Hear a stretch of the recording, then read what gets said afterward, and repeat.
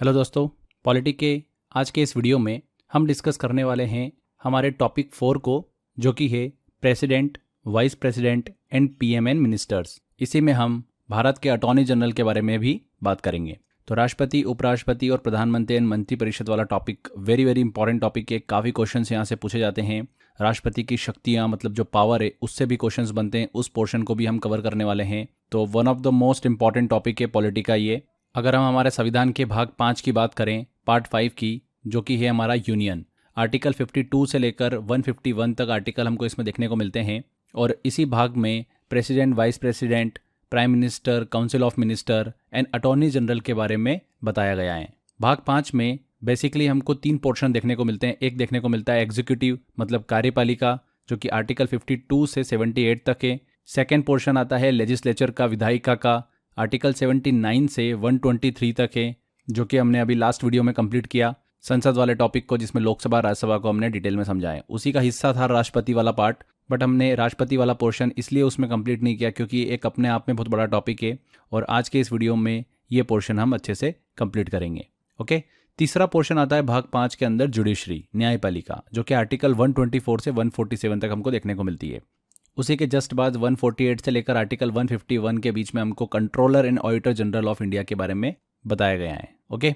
तो कार्यपालिका, एग्जीक्यूटिव आज का हमारा मेन टॉपिक है जो हम डिस्कस करने वाले हैं, जिसमें president, vice president, PM, council of ministers, महान्यायवादी मतलब अटॉर्नी जनरल ऑफ इंडिया, इन सभी पोर्शन को हम एक एक करके अच्छे से डिस्कस करते हैं। सबसे पहले शुरू करते हैं हम प्रेसिडेंट मतलब राष्ट्रपति से। तो राष्ट्रपति की बात कर रहे हैं फ्रेंड्स, तो हमारे संविधान में आर्टिकल 52 से लेकर 62 तक इंडिया के प्रेसिडेंट के बारे में बताया गया है। आर्टिकल 52 से लेकर 62 के बीच में। इसके अलावा और भी हमको आर्टिकल देखने को मिलते हैं जहां पर राष्ट्रपति की शक्तियों को डिस्कस किया गया है, तो वो भी आगे मैं आपको बताऊंगा। बट राष्ट्रपति के बारे में उल्लेख ही कहाँ देखने को मिलता है, तो आर्टिकल 52 से 62 के बीच में हमको देखने को मिलता है, जहां पर राष्ट्रपति होगा भारत का, या फिर उसके निर्वाचन की प्रोसेस क्या होगी, उसको हटाने की प्रोसेस क्या होगी। तो ये सारे आर्टिकल जो मेंशन किए हुए हैं, ये आर्टिकल 52 से 62 के बीच में मेंशन करे हैं। क्लियर। तो सबसे पहला आर्टिकल आता है हमारा आर्टिकल 52। इस आर्टिकल में इंडिया का एक प्रेसिडेंट होगा, इसके बारे में बताया गया है, और इसे इंडिया का फर्स्ट सिटीजन माना जाएगा। राष्ट्रपति जो होता है ना, वो भारत का पहला सिटीजन होता है, फर्स्ट सिटीजन होता है। हमने पहले भी डिस्कस किया था कि राष्ट्रपति वाला पद जो है ये किस संविधान से प्रेरित होकर भारत के संविधान में जोड़ा गया है, अमेरिका के कॉन्स्टिट्यूशन से। ठीक है, तो ये चीज आपको पता रहना चाहिए। नेक्स्ट आता है हमारा आर्टिकल 53। इस आर्टिकल में ये बताया गया है कि जो कंट्री में एग्जीक्यूटिव होती है उसकी सभी पावर प्रेसिडेंट के पास होती है, और जो प्रेसिडेंट होता है वो यूनियन एग्जीक्यूटिव संघ की कार्यपालिका का चेयरमैन भी होता है। भारत की कार्यपालिका की शक्ति और सैन्य शक्ति राष्ट्रपति के अधीन होती है, ये इस आर्टिकल में बताया गया है। यानी राष्ट्रपति के पास यह अधिकार होता है कि वे भारत के सरकारी कामकाज और सेना मतलब आर्म्ड फोर्सेस के ऊपर अंतिम अधिकार रखे। यह भी मेंशन किया गया है कि प्रेसिडेंट को आर्म्ड फोर्सेस का सुप्रीम कमांडर जो है वो माना गया है, जिससे कि उनके पास मिलिट्री पावर भी होती है। ठीक है, ध्यान रखिएगा, बहुत इंपॉर्टेंट है। ऐसा पूछा जाता है कि किस आर्टिकल में ये बताया गया है कि राष्ट्रपति के पास मिलिट्री पावर होती है, तो आर्टिकल 53। ठीक है। अब देखिए आर्टिकल 77 के अनुसार यहाँ पर एक चीज ध्यान रखिएगा, एडमिनिस्ट्रेशन ऑफ द यूनियन होगी उसे प्रेसिडेंट के नाम से ही चलाया जाएगा। आर्टिकल 53 में एग्जीक्यूटिव पावर और मिलिट्री पावर दोनों को जनरल तौर पर प्रेसिडेंट के अंडर रखा गया है, और आर्टिकल 77 में स्पेसिफिक तरीके से यह बताया गया है कि यूनियन गवर्नमेंट के एक्शंस प्रेसिडेंट के नाम पर कैसे किए जाएंगे। इसको थोड़ा सा हम समझते हैं। आर्टिकल 53 में सैन्य शक्ति और कार्यपालिका शक्ति, मिलिट्री पावर और एग्जीक्यूटिव पावर के बारे में बताया गया है 53 में। आर्टिकल 77 में एग्जीक्यूटिव एक्शन और मिलिट्री डिसीजन के बारे में बताया गया है। तो ये जो टर्म है ना, ये बहुत इंपॉर्टेंट है और बहुत सारे बच्चे यहाँ पे कंफ्यूज हो जाते हैं, तो कंफ्यूज नहीं होना है हमको। मिलिट्री पावर मतलब ये कि अगर देश को किसी बाहरी खतरे का सामना करना पड़े तो राष्ट्रपति के पास यह शक्ति होती है कि वे भारत की सेना को तैनात करने का निर्णय ले, क्योंकि वे सेना के सुप्रीम कमांडर होते हैं। एग्जीक्यूटिव पावर की बात हो रही है, सरकार के जो दैनिक कार्य होते हैं, जैसे कि नई योजना बनाना, वित्तीय फाइनेंशियल जो स्कीम्स होती है उनको लागू करना, तो इनके ऊपर अंतिम अधिकार जो होता है वो राष्ट्रपति के पास होता है। लेकिन इन कार्यों को सीधे वे नहीं करते हैं, बल्कि यह शक्ति जो होती है उनके नाम पर सरकार के द्वारा उपयोग की जाती है। ठीक है, तो ये हो गई पावर। आर्टिकल 77 में क्या है, अगर आर्टिकल 77 की बात करें तो भारत सरकार के हर काम या फिर आदेश को राष्ट्रपति के नाम पर ही पास किया जाएगा ये बताता है। उसमें आता है सबसे पहला एग्जीक्यूटिव एक्शन। जैसे कि मान लीजिए भारत सरकार एक नई योजना शुरू करती है, जैसे कि प्रधानमंत्री किसान योजना। इस योजना का क्रियान्वयन, अधिसूचना, ये सब राष्ट्रपति के नाम पर होगी। यानी सरकार का यह काम जो है औपचारिक रूप से राष्ट्रपति की कार्यपालिका शक्ति के अधीन होता है, लेकिन जमीनी स्तर पर इसे मंत्री, ये सब अधिकारी जो है वो लागू करते हैं। इसके अलावा फिर हमने बात करी मिलिट्री डिसीजंस की, तो ये आर्टिकल 77 से रिलेट करता है। अगर सरकार ने सेना को तैनात करने का फैसला किया है तो यह कार्य भी आधिकारिक तौर पर राष्ट्रपति के नाम पर ही होगा, लेकिन असली फैसला जो है वो मंत्रियों, प्रधानमंत्री के साथ मिलकर किया जाता है और राष्ट्रपति इस निर्णय को औपचारिक रूप से मान्यता देते हैं। तो आर्टिकल 53 और आर्टिकल 57 जो है ना, बहुत कंफ्यूजिंग है और बच्चे बहुत कंफ्यूज होते हैं, इसीलिए मैंने आपको यहाँ पर दोनों चीज़ें अच्छे से क्लियर करी है। पावर की बात होगी तो आर्टिकल 53, अगर एक्शन की बात होगी, डिसीजन की बात होगी तो article 77, executive power, military power article 53, military decisions, executive actions, ये सब आर्टिकल 77। क्लियर हो गया आपको। आर्टिकल 54 की बात करें तो इस आर्टिकल में जो प्रेसिडेंट का निर्वाचन मंडल होता है, इलेक्टोरल कॉलेज होता है, उसके बारे में हमको इन्फॉर्मेशन देखने को मिलती है। जैसे कि इंडिया के प्रेसिडेंट का इलेक्शन जो होगा वो इनडायरेक्ट रूप से किया जाएगा। प्रेसिडेंट का इलेक्शन पार्लियामेंट के इलेक्टेड मेंबर के द्वारा होगा, जिसमें लोकसभा, राज्यसभा के मेंबर जो है वो आते हैं। इसमें जो लोकसभा और राज्यसभा दोनों के मेंबर जो होते हैं वो सभी प्रेसिडेंट के इलेक्शन में पार्टिसिपेट करते हैं। आगे देखिए, प्रेसिडेंट के इलेक्शन में कौन कौन भाग लेते हैं, इसको हम पोर्शन को थोड़ा सा डिस्कस करते हैं। पार्लियामेंट की बात करी, पार्लियामेंट का पार्टिसिपेशन रहता है लोकसभा और राज्यसभा का। तो लोकसभा में जो इलेक्शन हमको देखने को मिलते हैं 543 सीट्स पर, तो वो सारे मेंबर जो होते हैं जो जीत के आते हैं वो सभी राष्ट्रपति के चुनाव में पार्टिसिपेट करते हैं। क्लियर। राज्यसभा की बात करें तो राज्यसभा में 245 संख्या है मेंबर की, उसमें से 233 जो है वो राष्ट्रपति के चुनाव में पार्टिसिपेट करते हैं, जबकि जो 12 राष्ट्रपति मनोनीत करते हैं वो राष्ट्रपति के चुनाव में पार्टिसिपेट नहीं करते हैं, वोट देने का अधिकार उनको नहीं होता है। तो ये चीज़ आप ध्यान रखिएगा।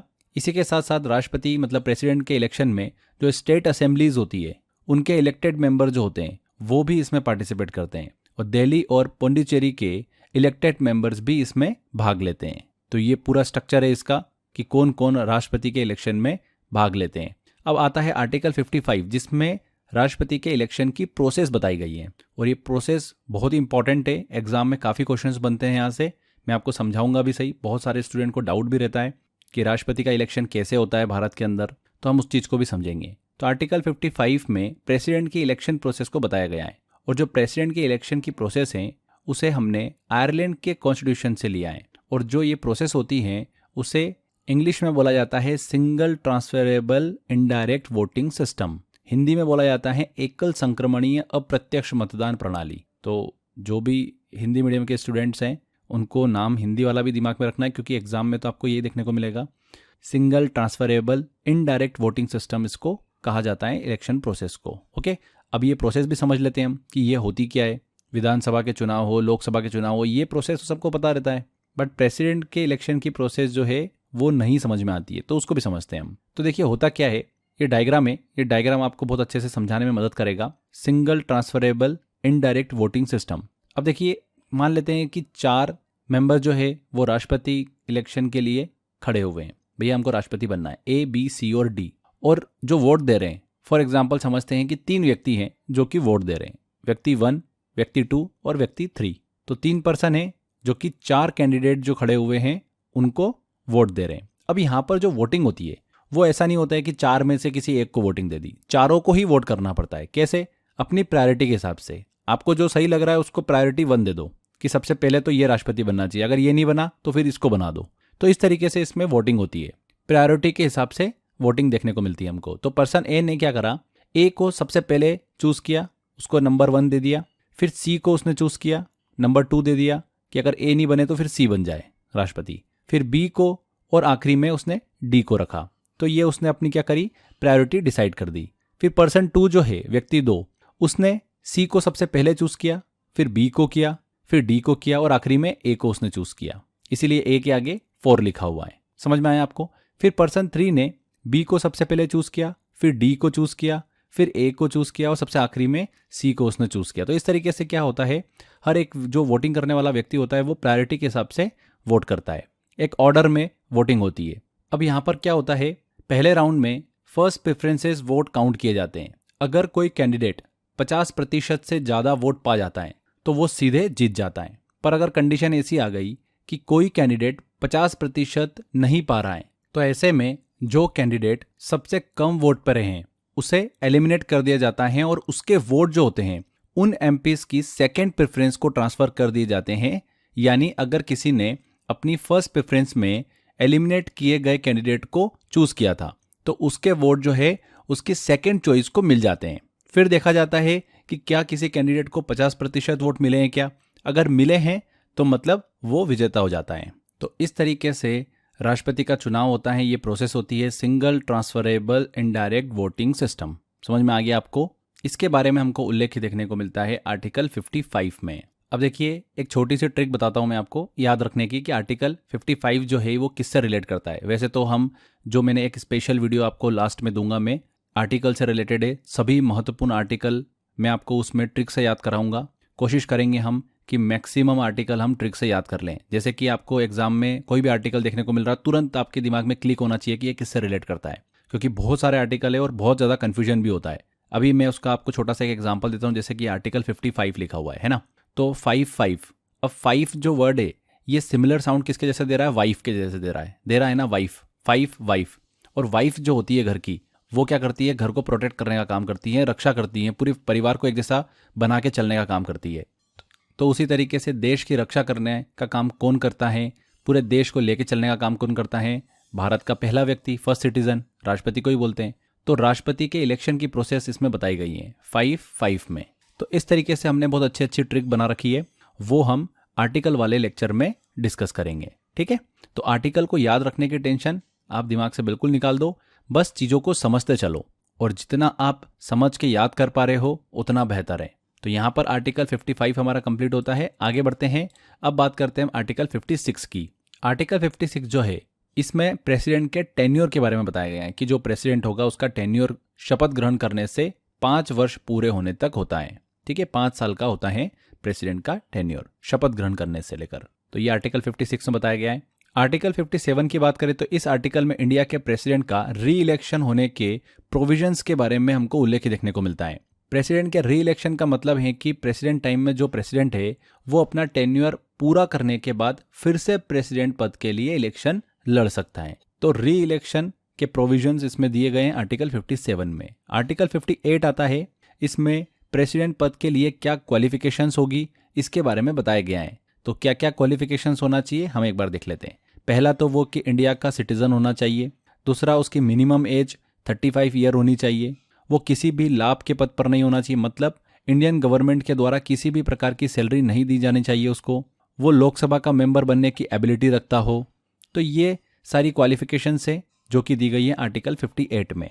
नेक्स्ट आता है हमारा आर्टिकल 59। इस आर्टिकल में प्रेसिडेंट के ऑफिस के लिए कुछ कंडीशंस हैं उसको बताया गया है। जैसे कि वह पार्लियामेंट के किसी भी हाउस का मेंबर नहीं हो सकता, मतलब लोकसभा और राज्यसभा का मेंबर नहीं हो सकता। इलेक्टेड होने के बाद उनके सैलरी और अलाउंसेस में कोई भी चेंजेस नहीं किया जाएगा। जो प्रेसिडेंट हाउस होगा वो हमेशा नेशनल कैपिटल और सुप्रीम कोर्ट के पास होना चाहिए। तो इस तरीके से कुछ कंडीशंस जो है वो दी गई है आर्टिकल 59 में। आर्टिकल 60 की बात करते हैं तो इस आर्टिकल में प्रेसिडेंट के ओथ एक्सेप्टेंस शपथ ग्रहण के सब्जेक्ट के बारे में बताया गया है। काफी इंपॉर्टेंट है ये। इस आर्टिकल के हिसाब से प्रेसिडेंट को ओथ सुप्रीम कोर्ट के चीफ जस्टिस दिलाते हैं और अगर ये अब्सेंट होते हैं तो प्रेसिडेंट को ओथ जो है वो सुप्रीम कोर्ट का जो अगला सीनियर मोस्ट जज होता है वो दिलाता है। तो ये बहुत ही इंपॉर्टेंट पॉइंट है, यहाँ से बहुत अच्छे से डेप्थ में क्वेश्चंस बन जाते हैं। आर्टिकल 60 इससे रिलेट करता है। आगे बढ़ते हैं, एग्जाम में पूछे जाने वाले आर्टिकल की तरफ चलते हैं। आर्टिकल 61 बहुत बार पूछा जाता है। इस आर्टिकल में प्रेसिडेंट पर महाभियोग मतलब इम्पीचमेंट के बारे में बताया गया है कि राष्ट्रपति को अगर पोस्ट से हटाना है उसकी तो उसकी प्रोसेस क्या है, उसी को क्या बोलते हैं, इम्पीचमेंट बोलते हैं, महाभियोग बोलते हैं। तो इम्पीचमेंट क्या होता है, देखिए लोकसभा के 2/3 मेंबर और राज्यसभा के 2/3 मेंबर जो है वो प्रेसिडेंट के अगेंस्ट वोट कर देते हैं तो प्रेसिडेंट को उनकी पोस्ट से हटा दिया जाता है। अगर प्रेसिडेंट पर इम्पीचमेंट लगाया जाएगा तो प्रेसिडेंट की वकालत जो है वो कौन करता है, कंट्री के अटॉर्नी जनरल करते हैं। आगे हम अभी पढ़ने भी वाले हैं इस चीज़ को। जो प्रेसिडेंट होते हैं वो अपना रेजिग्नेशन लेटर जो है वो किसको देते हैं, कंट्री के वाइस प्रेसिडेंट को देते हैं। ये भी क्वेश्चन एग्जाम में पूछा गया था। नेक्स्ट आता है हमारा आर्टिकल 62। 62 आर्टिकल में बताया गया है कि जो प्रेसिडेंट का वैकेंट पोस्ट होगा उसे वापस से 6 मंथ के अंदर भर जाना चाहिए। अगर प्रेसिडेंट ना हो तो इनका कार्यभार जो है वो वाइस प्रेसिडेंट संभालेंगे, और जो वाइस प्रेसिडेंट होंगे वो मैक्सिमम 6 महीने तक प्रेसिडेंट की पोस्ट पर काम कर सकते हैं। 6 महीने के अंदर अंदर राष्ट्रपति का पद जो है वो भर जाना चाहिए, ये बताया गया है आर्टिकल 62 में। अब एग्जाम में ऐसे क्वेश्चन पूछ लेते हैं कि मान लो प्रेसिडेंट का पद जो है वो रिक्त है, वैकेंट है, उस दौरान वाइस प्रेसिडेंट जो है, उपराष्ट्रपति जो है, वो कितने समय तक राष्ट्रपति का कार्यभार संभाल सकते हैं? तो कितने? 6 महीने तक। क्लियर? तो ये हमने आर्टिकल 52 से लेकर 62 तक स्टडी करी। इसमें से मोस्ट इंपॉर्टेंट जो आर्टिकल है वो 52, 55, 60, 61 और 62, ये कुछ आर्टिकल है जो कि बहुत ही इंपॉर्टेंट है, ये डायरेक्टली हमको पता होना चाहिए। आगे फ्रेंड्स, अब हम राष्ट्रपति की पावर को डिस्कस करेंगे, power of the president. President की पावर की बात करें तो प्रेसिडेंट के पास 2 तरीके की पावर होती है, एक नॉर्मल पावर और दूसरी होती है special power on bill. Normal power मतलब सामान्य शक्तियां कौन कौन सी होती हैं? Executive power, military power, foreign power, judicial power, legislative power, power of the appointment in the parliament, ये सभी राष्ट्रपति की सामान्य शक्तियां होती है, नॉर्मल पावर होती है। स्पेशल पावर की बात करें ऑन बिल, विधेयक पर विशेष शक्ति की, तो एब्सोल्यूट वीटो, सस्पेंसरी वीटो, निलंबनकारी वीटो जिसे बोला जाता है, pocket veto, financial power, emergency power, ये सब स्पेशल पावर होती है राष्ट्रपति की। चलिए एक एक करके अब हम सभी को डिस्कस करेंगे, बहुत ही इंपॉर्टेंट है ये। सबसे पहले हम नॉर्मल पावर को डिस्कस करते हैं, सामान्य शक्तियां। इसमें भी अलग अलग टाइप की पावर होती है। सबसे पहली हम बात करें तो एग्जीक्यूटिव पावर, कार्यकारी शक्तियां। जो यूनियन एग्जीक्यूटिव होता है, संघ की कार्यपालिका, उसकी सभी पावर्स किसके पास होती है? प्रेसिडेंट के पास होती है, आर्टिकल 53 के तहत। आर्टिकल 77 में यह बताया गया है कि जो यूनियन का एडमिनिस्ट्रेशन होगा, संघ का जो एडमिनिस्ट्रेशन होगा, वो प्रेसिडेंट के नाम से ही चलाया जाएगा। इसके साथ साथ आर्टिकल 75 में यह बताया गया है कि जो प्राइम मिनिस्टर की अपॉइंटमेंट होगी वो प्रेसिडेंट के द्वारा की जाएगी, और जो काउंसिल ऑफ मिनिस्टर होते हैं उनकी अपॉइंटमेंट प्रेसिडेंट के द्वारा प्राइम मिनिस्टर की सलाह पर की जाएगी। ओके, एग्जीक्यूटिव पावर हम डिस्कस कर रहे हैं। एग्जीक्यूटिव पावर हमने अभी देखिए शुरुआत में ही बात करी थी। एग्जीक्यूटिव की बात करें तो उसके अंदर राष्ट्रपति, उपराष्ट्रपति, प्रधानमंत्री, मंत्रिपरिषद, अटॉर्नी जनरल, ये सभी आते हैं। तो यूनियन एग्जीक्यूटिव की सभी पावर प्रेसिडेंट के पास ही होती है, प्रेसिडेंट के द्वारा ही ये सब अपॉइंट होते हैं। प्राइम मिनिस्टर को शपथ दिलाने का काम कौन करता है? राष्ट्रपति ही करता है। एग्जीक्यूटिव पावर की बात कर रहे हैं हम, तो इंडिया के जो प्रेसिडेंट होते हैं वो कुछ ऑफिशियल अपॉइंटमेंट भी करते हैं। उसमें कौन कौन लोग आते हैं? गवर्नर आते हैं, सुप्रीम कोर्ट और हाई कोर्ट के जो न्यायाधीश होते हैं उनको अपॉइंट करने का काम करते हैं प्रेसिडेंट। अटॉर्नी जनरल को, सॉलिसिटर जनरल ऑफ इंडिया को, केक को, controller and auditor general of India को, भारत का जो मुख्य निर्वाचन आयुक्त होता है, इलेक्शन कमिश्नर होता है, और निर्वाचन आयुक्त होते हैं उनको अपॉइंट करने का काम होता है। यूपीएससी के चेयरमैन, वित्त आयोग के अध्यक्ष, chief of military, ST SC commission के चेयरमैन, राजभाषा आयोग के अध्यक्ष मतलब chairman of the official language commission, and ambassadors in embassies, दूतावासों में राजदूत, इन सबको अपॉइंट करने का काम जो करते हैं वो कौन करते हैं? प्रेसिडेंट करते हैं। तो ये हमने एग्जीक्यूटिव पावर को डिस्कस किया राष्ट्रपति की। आगे बढ़ते हैं, नॉर्मल पावर के अंतर्गत ही राष्ट्रपति को और भी शक्तियां दी गई हैं, जैसे कि मिलिट्री पावर।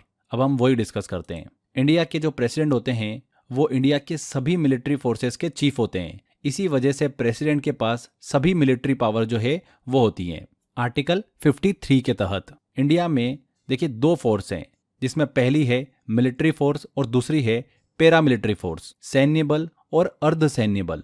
अब मिलिट्री फोर्स और पैरा मिलिट्री फोर्स जो है ये अलग अलग लोगों के अंडर आती है। जैसे कि मिलिट्री फोर्स जो है ये प्रेसिडेंट के अंडर आती है, वहीं पैरा मिलिट्री फोर्स जो होती है ये मिनिस्ट्री ऑफ होम अफेयर्स के अंतर्गत आती हैं, जो गृह मंत्रालय होता है ना उसके अंतर्गत आती हैं। अगर कभी इंडिया में वॉर की कंडीशन बनती है तो वॉर को स्टार्ट करना और वॉर को एंड करना, ये सभी राइट्स जो होते हैं कंट्री के प्रेसिडेंट के पास होते हैं। और जो डिफेंस से रिलेटेड सभी लॉ होते हैं उनको बनाने के राइट्स सिर्फ पार्लियामेंट के पास होते हैं। ये भी काफ़ी इंपॉर्टेंट चीज़ है जो कि आपको पता होना चाहिए। एग्जाम में ऐसा पूछा जाता है क्वेश्चन कि इंडिया के सभी मिलिट्री फोर्सेस के चीफ इनमें से कौन होते हैं, और आपको ऑप्शन दे देंगे, प्रेसिडेंट होते हैं कि प्राइम मिनिस्टर होते हैं, कौन होते हैं? तो ध्यान रखना है प्रेसिडेंट होते हैं। प्रेसिडेंट के पास सभी मिलिट्री पावर होती हैं। राष्ट्रपति की सामान्य शक्तियों में अगली शक्ति आती है फॉरेन पावर, विदेशी शक्ति। फॉरेन रिलेशन में प्रेसिडेंट भारत देश का प्रतिनिधित्व मतलब रिप्रेजेंटेशन करता है। जब भी कोई इंटरनेशनल एग्रीमेंट या फिर ट्रीटी होती हैं तो वो ऑफिशियल प्रेसिडेंट के नाम से ही होती हैं। इसका मतलब है कि विदेशी शक्तियों के साथ जो भी रिलेशन बनाने और उन्हें मानने के काम जो होते हैं वो प्रेसिडेंट के जरिए ही होते हैं। इसका रोल जो होता है बहुत ही डिप्लोमेटिक और सिंबॉलिक होता है, जिसमें भारत का नाम राष्ट्रपति के प्रतिनिधित्व के साथ जुड़ा हुआ होता है, चाहे वो कोई एग्रीमेंट हो या फिर ट्रीटी हो, संधि हो। ठीक है, जितनी भी इंटरनेशनल एग्रीमेंट्स और ट्रीटी होती है वो सभी राष्ट्रपति मतलब प्रेसिडेंट के नाम से ही होती है। तो विदेशी शक्तियां जो होती है वो राष्ट्रपति के पास होती हैं। अगला देखिए, हम पावर डिस्कस करते हैं जुडिशियल पावर। ये सभी राष्ट्रपति की सामान्य पावर को डिस्कस कर रहे हैं हम। उसमें नेक्स्ट है जुडिशियल पावर। प्रेसिडेंट की जो न्यायिक शक्तियां होती है, जुडिशियल पावर होती है, उसमें कॉन्स्टिट्यूशन के 2 आर्टिकल को डिस्कस किया गया है जो बहुत ही इंपॉर्टेंट है, एग्जाम में पूछे जाते हैं, इसलिए ध्यान से समझिएगा। आर्टिकल 72, इस आर्टिकल में प्रेसिडेंट के पास क्षमादान मतलब माफ करने की पावर होती है। प्रेसिडेंट के क्षमादान शक्ति का मतलब है कि प्रेसिडेंट किसी भी दोषी मतलब गिल्टी को माफी दे सकता है या फिर उसकी सजा को कम कर सकता है, खासकर जब मामला मौत की सजा का हो या फिर सेंट्रल लॉ के तहत हो, तो राष्ट्रपति जो है उसे माफी दे सकता है। अब देखिए, मैं आपको इसको ट्रिक से याद कराता हूं। कैसे याद करेंगे? आर्टिकल 72, तो इसको हिंदी में हम बोलेंगे 72 को 7 और 2, तो 7-2। भाई जो गिल्टी हो जाता है, जिसको सजा मिल जाती है, वो क्या करता है? साथ देने की उम्मीद करता है कि कोई मेरा साथ दो, तो वो क्या बोलता है जिसको सजा हो गई कि साथ दो, कोई तो मेरा साथ दो। तो साथ दो, कौन देगा साथ? उसका प्रेसिडेंट देगा। तो आर्टिकल 72 प्रेसिडेंट साथ देता है, मतलब यहीं पर ही हमको समझ में आ गया कि प्रेसिडेंट के पास क्षमादान करने की शक्ति होती है। तो इस तरीके से हम बहुत इजीली याद रख सकते हैं। इस तरीके से आर्टिकल की और भी बहुत सारी अच्छी अच्छी ट्रिक है, वो आर्टिकल वाले सेपरेट लेक्चर में हम डिस्कस करेंगे। ये भी बात हो रही थी आर्टिकल 72 की, तो हमने डिस्कस कर लिया। आर्टिकल 143 भी इसमें आता है। ये क्या बोलता है आर्टिकल? ये आर्टिकल बोलता है कि कंट्री का जो प्रेसिडेंट होगा, राष्ट्रपति होगा, वो चीफ जस्टिस ऑफ इंडिया उससे सलाह ले सकता है। उसकी पावर के बारे में इसमें बताया गया है कि प्रेसिडेंट को अगर जरूरत लग रही है तो वो चीफ जस्टिस ऑफ इंडिया से सलाह ले सकता है। ओके, तो ये जुडिशियल पावर को हमने डिस्कस किया। इसमें आर्टिकल 72 और आर्टिकल 143 बहुत ही इंपॉर्टेंट है, एग्जाम में पूछे जाते हैं। स्पेशली आर्टिकल 72 तो पूछा ही जाता है, ठीक है ना, तो उसको आपको दिमाग में रखना है अच्छे से। मैंने आपको याद भी करा दिया ट्रिक से। अभी आगे बढ़ते हैं, राष्ट्रपति की सामान्य शक्तियां डिस्कस कर रहे हैं, तो उसमें एक और शक्ति आती है लेजिस्लेटिव पावर, वैधानिक शक्ति। देखिए, प्रेसिडेंट की लेजिस्लेटिव पावर के अंदर हम कुछ इंपॉर्टेंट आर्टिकल को पढ़ेंगे जिसमें प्रेसिडेंट की लेजिस्लेटिव पावर को एक्सप्लेन किया गया है। इसमें आता है आर्टिकल 79। इस आर्टिकल में बताया गया है कि जो प्रेसिडेंट होता है वो पार्लियामेंट का एक अभिन्न अंग होता है। मतलब प्रेसिडेंट पार्लियामेंट का इंपॉर्टेंट पार्ट होता है, क्योंकि कंट्री में बिना प्रेसिडेंट के कोई भी बिल या फिर लॉ जो है वो नहीं बन सकता है। पार्लियामेंट के जितने भी इंपॉर्टेंट काम होते हैं उसमें प्रेसिडेंट का मेजर रोल होता है, इसीलिए प्रेसिडेंट जो होता है वो पार्लियामेंट का एक अभिन्न अंग होता है। तो ये बताया गया है आर्टिकल 79 में। नेक्स्ट आता है आर्टिकल 85। इस आर्टिकल में प्रेसिडेंट पार्लियामेंट के दोनों हाउस, लोकसभा और राज्यसभा, इनके जॉइंट सेशन को बुला सकता है। इसके बारे में बताया गया है आर्टिकल 85 में। ओके, नेक्स्ट आता है आर्टिकल 86, बहुत ही इंपॉर्टेंट है ये।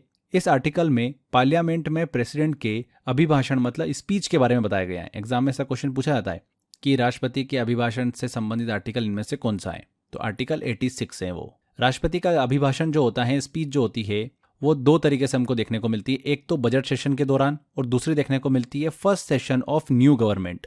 जब भी कोई नई सरकार बनती है तब उसके पहले सेशन में राष्ट्रपति का अभिभाषण होता है, और दूसरा बजट सेशन के दौरान राष्ट्रपति का अभिभाषण हमको मतलब स्पीच देखने को मिलती है। तो 2 तरीके से राष्ट्रपति की स्पीच होती है।